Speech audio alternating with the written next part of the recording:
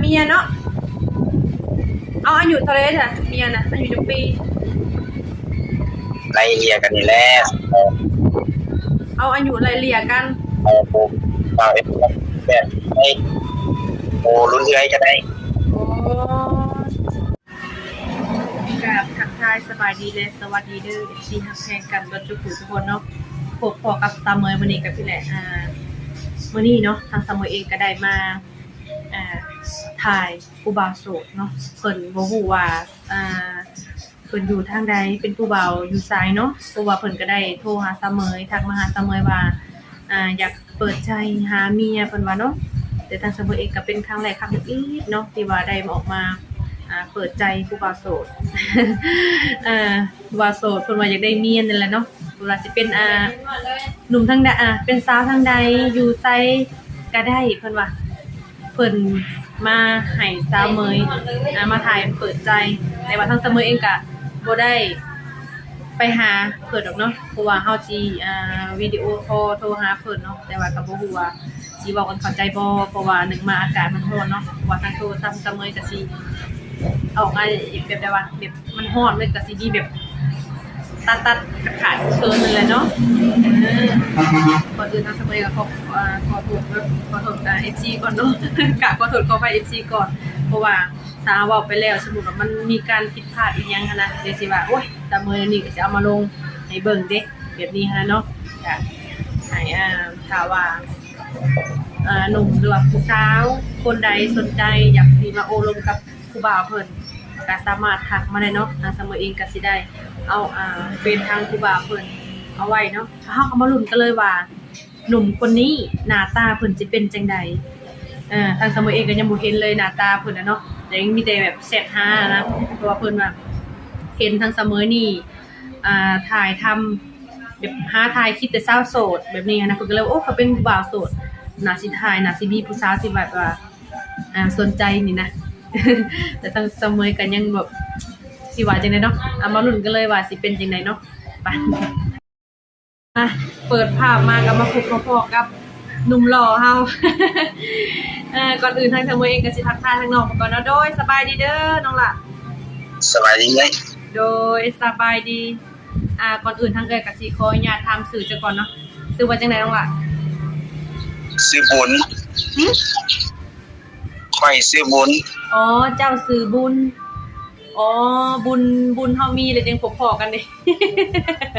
เข้ากันเลยเนาะอายุจักปีก่อนน้องล่ะขึ้น22แล้ว22ปีโดยโอ้ยังเป็นผู้บ่าวรุ่นน้อยกำลังอ้อๆนะ จะอยู่บ้านใดน้องล่ะอยู่บ้านกุซาดเมืองคุณคำแขวงคำม่วนโอ้อยู่แข้งคำม่วนผู้บ่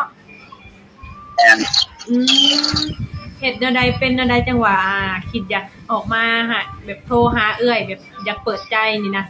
สาเหตุเฮ็ดในไสสาเหตุค่อยจะเปิดค่อยอยากรู้เลย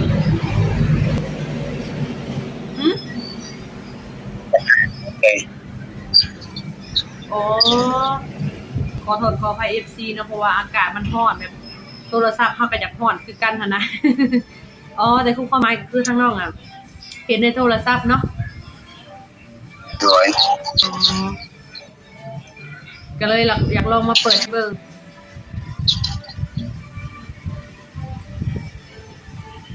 โทรศัพท์ค้างบ่แม่นข้างน้องละเบิ่งเดี๋ยวซัมเมอร์สิสต็อปเบิ่งเดี๋ยวแป๊บนึงเข้ามาได้หมดป้าหาเมียเนาะเอาอายุเท่าไรจ้ะเมียน่ะอายุจักปีไล่เลี่ยกันนี่แหละเอาอายุไล่เลี่ยกันผมเอาแบบให้โอ้รุ่นเรื่อยก็ได้โอ้โดยเดี๋ยวเอ้ยสิหาสอบให้เนาะไอ้ที่ก็ประมาณยิบมานี่ก็ค่อยอยากเป็นพระเอกอีกฮะที่มันแบบใดก่อนพระเอกก็คิด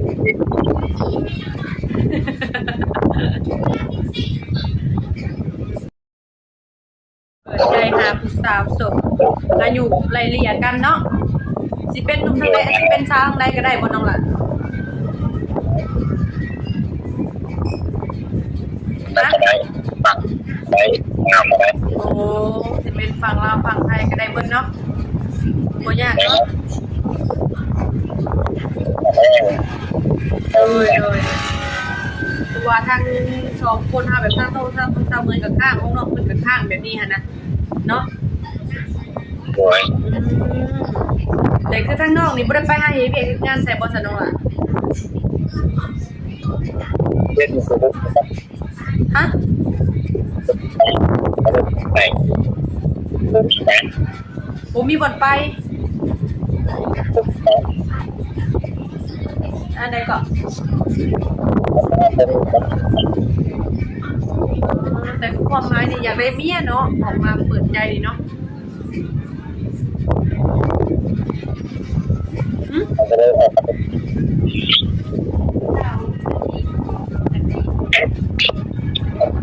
จัดสิว่าอันใดเนาะชาวเมืองก็ฮู้กันคือฮู้คือฮู้ตึงแต่ว่า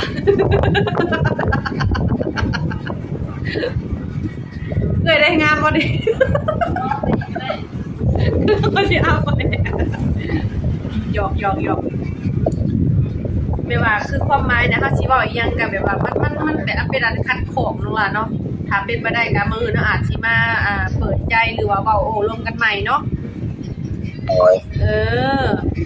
แบบว่ามันสิมีแบบว่าจังหวะแบบว่าได้ยินแน่บ่ได้ยินแน่แบบนี้ค่ะแล้วก็ขอไป FC หลายๆเด้อเนาะถ้าว่าผู้หญิงคนใดสนใจทางน้องเพิ่นทางน้องปุ้นนี่แหละก็สามารถทักมาได้เนาะทางเสมอเองกับพร้อมแจกเฟซเพิ่นให้เนาะน้องหลานเนาะ โอ้ย เด็กไปเด็กแก โดยถ้าเจ้าเฮ็ดยังอยู่ซะน้องล่ะเฮ็ดยังอยู่ตอนนี้นะ เล่งข้าว นึ่งข้าวโอ้คือดุแท้ หรือว่าหนึ่งคือ นึ่งตลอดว่าซั่นจ้ะ ตลอด โด เลย ยหนึ่งแต่ว่า บรรยากาศก็ฮ้อนเนาะฮ้อนเองขนาด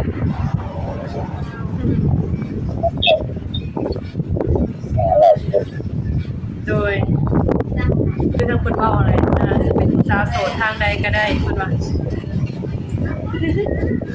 ในโสดใดก็ได้เพิ่นว่าโดยสนุกก็คือเว้าหยังก็บ่เข้าใจกับทางซัมเมอร์เองก็สิได้ถ่ายอัปเดตหรือว่าสอบถามทางน้องเพิ่น